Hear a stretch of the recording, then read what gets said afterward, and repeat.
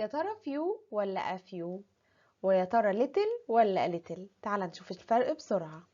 هقولك ان few معناها قليل جدا ولا يكفي، ودي بتيجي مع الأسماء المعدودة فقط.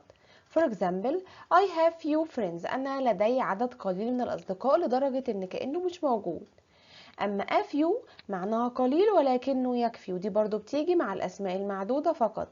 For example, I have a few books. أنا لدي عدد قليل من الكتب لكنه هيفي باحتياجاتي، يعني أنا محتاجة 6 كتب واللي عندي 6 يبقى هيكفيني وخلاص. خد بالك من اللي جاي، مش ده.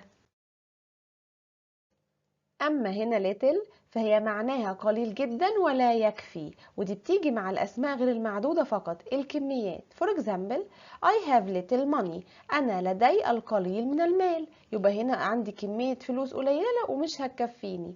أما a little تعني القليل ولكنه يكفي، ودي برضو مع الأسماء غير المعدودة. For example, I have a little sugar. أنا عندي كمية سكر قليلة ولكنها تكفيني. يبقى few أو little قليل ولا يكفي، أما a few أو a little معناها قليل ولكن يكفي. وبفكرك ما تنساش تعمل لايك وشير وسبسكرايب عشان يوصلك كل جديد. باي.